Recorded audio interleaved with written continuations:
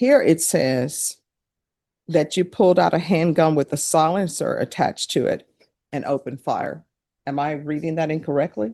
In the police report, he's a gunman who opened fire on a highway, but in the courtroom, he's a father asking for mercy. The prosecution says Jeffrey Smith is a trained ex-cop who dangerously escalated a road rage incident. His defense claims he's a terrified father who made a split-second mistake to protect his son. But both of their arguments are about to be overshadowed by the one piece of evidence the judge can't ignore. As you watch this, ask yourself one question. Is this a man who made a mistake or a man who got caught?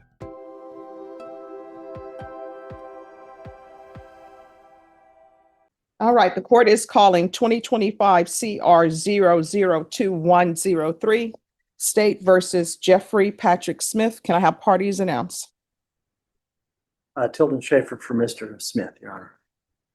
Kurt Grancy, co-counsel with Tilden Schaefer. All right, counsel, have you received all discovery and did you review it with your client? We have and we did, Your Honor. Court will find that the state is in compliance with discovery. Mr. Smith, did you review the application for deferred adjudication with your attorney? Yes. Did you understand it and sign it? It happens. Did you review the true bill of indictment with your attorney? Did you understand it? Yes, ma'am. Counsel, do you waive the reading of the indictment? We do, Your Honor. State, are you proceeding on the indictment as presented? You're not. Any objections? No, Your Honor. Did you review the court admonishments with your attorneys? Did you understand it and sign it in all the appropriate places? Did you understand in count one, you're charged with aggravated assault with a deadly weapon? That is a second-degree felony. Range of punishment. Just 1 second. Range of punishment is anywhere from 2 to 20 years in prison and up to a $10,000 fine. If you have a plea with the state, the court does not have to follow your plea. If for any reason the court does not follow your plea and gives you more than you bargained for, the fact that you entered a plea will not be used against you and you will be allowed to withdraw your plea. Did you understand? You have a right to jury trial, a right for you or your attorney to cross-examine and confront any witnesses the state would call, and the right to remain silent. By entering this plea, you're giving up those rights. Did you intend to give up those rights and enter into a plea in this case? Yes, ma'am. Counsel, has your client been able to provide you with any defenses? He has, Your Honor. Do you believe he has a rational as well as a factual understanding of the charges against him? He does. Do you believe he's currently competent and was legally sane at the time of the offense? I do, Your Honor. Mr. Smith, has anyone threatened you, coerced you, or placed you in fear to get you to enter the plea? No, ma'am. Anyone promised you anything other than the plea? No, ma'am. Are you satisfied with the way you've been represented? If you're not a U.S. citizen, by entering this plea, you will be deported, denied naturalization, and reentry. Did you understand? Did you understand if the court were to grant your application for deferred adjudication, if for any reason your deferred adjudication were revoked, the court could find you guilty and sentence you up to 20 years in prison and up to a $10,000 fine? Court will find that defendant has knowingly and voluntarily waived his right to jury trial. Did you review the plea bargain page with your attorney? Did you understand it? According to the plea, there's a $1,500 fine. State is proceeding on count one only. There's an affirmative finding of deadly weapon. There's no application for community supervision. You don't qualify for community supervision legally. There is an application for deferred adjudication, and the state is recommending deferred adjudication. There's to be restitution, if any, to the complainant. Did you understand that to be your plea? Yes, ma'am. Defense? It is, Your Honor. State? Yes. Did you review the waiver of appeal paragraph with your attorney? Did you understand it and sign it in both places? Yes, ma'am. By signing that, you're waiving your right to appeal. The only items that can be appealed are written pretrial motions that have been filed, heard, and ruled upon by the court. Did you understand? Counsel, are there any such motions? None ruled on, Your Honor. Outside the agreement, the state is requesting that your community supervision be for a term of 5 years. There be a TAP evaluation, 120 hours of community service restitution, no contact with the complainant, MRT, anger management, driver safety and gun safety courses, forfeit the weapon and horseshoe bay badge credentials, no firearm possession, no law enforcement employment. Did you understand those were recommendations from the state and the court does not have to follow those recommendations? Then to the offense and count one, how do you plea? State any evidence. No objection, Your Honor. All right, did you review the waiver and stipulations with your attorney? Did you understand it and sign it in all the appropriate places? Again, did you understand you have a right to jury trial, a right for you or your attorney to cross-examine and confront any witnesses the state would call in the right to remain silent? You need to speak up. Yes, ma'am. Did you understand by entering this plea, the state will be presenting evidence in the form of witnesses' statements and police reports, but most importantly, there will be no live testimony. Did you understand? Yes, ma'am.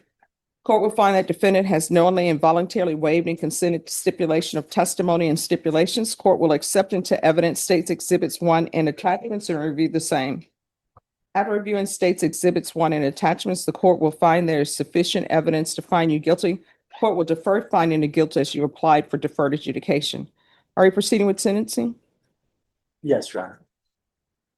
All right, first, why should I follow this plea bargain agreement?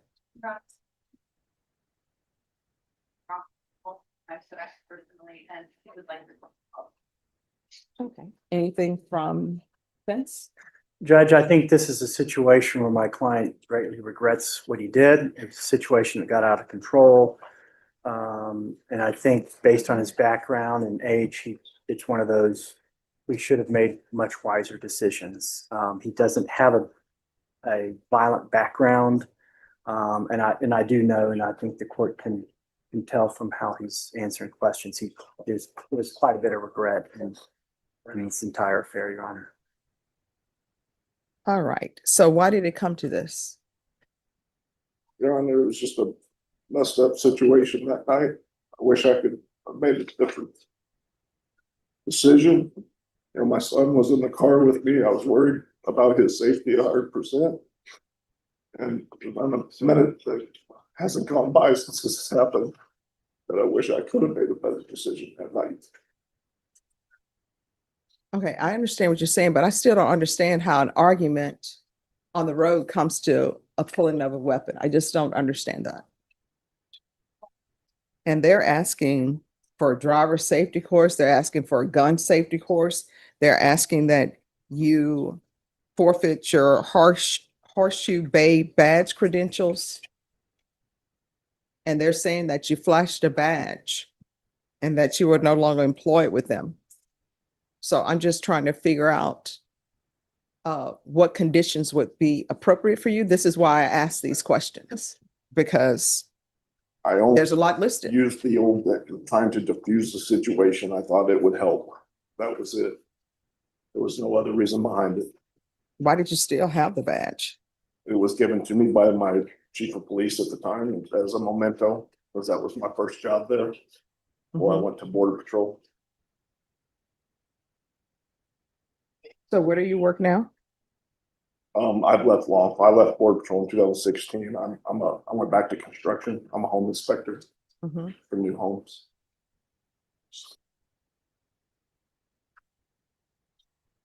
Till this happened, I was planning on going back to actually apply for ICE. That's null and void. I mean, but here it says that you pulled out a handgun with a silencer attached to it and opened fire. Am I reading that incorrectly? No, so Judge, he has a suppressor, and so his parents live near Kerrville. Okay. That's what the mother and father, they had gone out to her birthday celebration that night. He was going home with his son.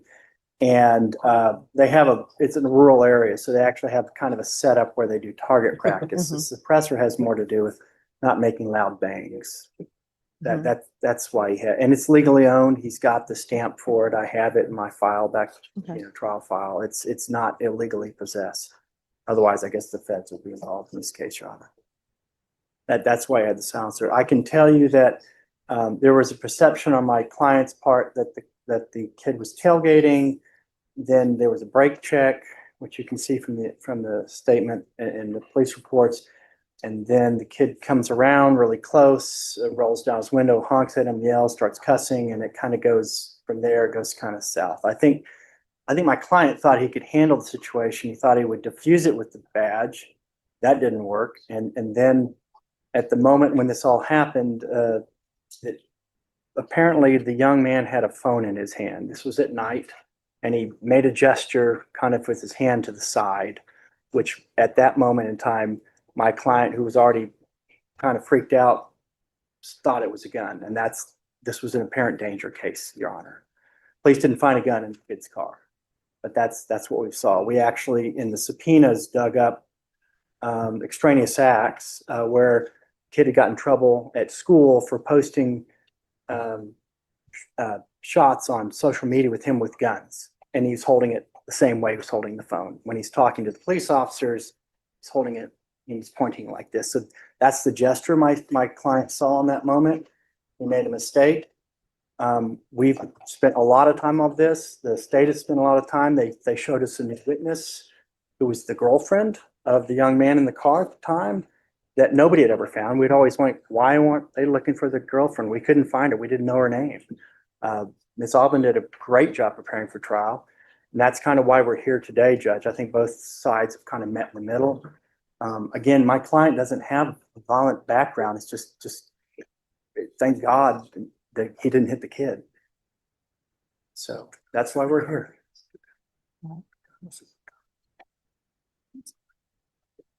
Oh, is there something else? Well, I mean, I'm not sure it's clear. The gun was in the car because of going out target practicing, but he had Right. gone and met his family for dinner, and he was going home, and they were in the back seat of the car, in a bag. You know, it wasn't as if he routinely carries a gun.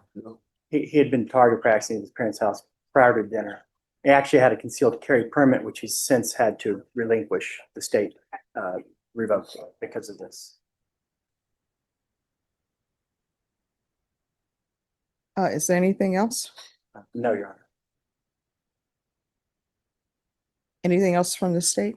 Defendant is happy with this resolution. I would, the court would like to hear now, I do have a restitution amount put on the judgment. If you would like. Yes. It's $2,463.82. I'm sorry, Okay. just 1 second. If you could repeat that? $2,463.82. So is there any disagreement on that restitution amount? No, I think that was part of the discovery. We actually had the receipt from the repair shop, Your Honor. There, And where will you have that restitution amount? Judge, I think it's going to take a couple of months if the court would entertain that. He started this job about June, maybe, and so there's been some lag time. And I mean, he is the independent contractor, so lag time in taking the jobs and getting paid. All right, just 1 second. Excuse me. Everybody on this side, y'all need to move because probation can't see and they can't hear what's going on. All right, so when do you think it will be, and state your excuse. When do you think he will have that? If I had, I would say a minimum 2 months. Yeah, 60 days. All right. And that's 60 days from today? All right, this is what the court is going to do. The court, and I'm going to tell you, I was considering sending you to jail as a condition. But the state is saying that the complainant is in agreement to this being your sentence. So you can thank the complainant for that. Because sometimes I feel as though people need to have a chance to be alone in their thoughts at the jail to consider everything that is what they've done. And it appears that you've taken that into consideration. And it appears that on this night, everything that could go wrong did go wrong. But don't brake check people. People don't like to be brake checked. That's just my experience from driving. All right, 5 years deferred adjudication, regular reporting by Zoom or in person, regular random UAs. And I'm sorry, what do? You said you're in construction? Yes, we have new home inspections. All right, he can do regular random UAs or either you can do the patch. The patch costs more, but with the patch, it gives you more freedom because probation will put it on and probation will take it off. Patch costs more though. So you can either do regular random UAs or the patch. Proof of employment within 45 days. There's to be no employment as a home health care provider or with minors. 120 hours of community service restitution. I'm going to require parenting classes. Once you complete that, the community service hours will be deemed satisfied.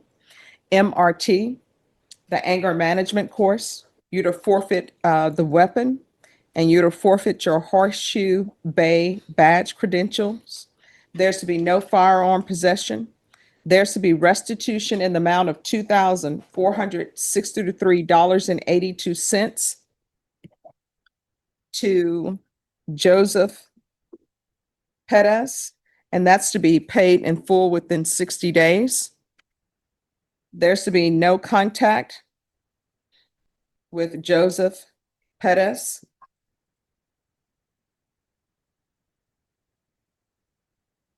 There's to be no employment with law enforcement or any type of security.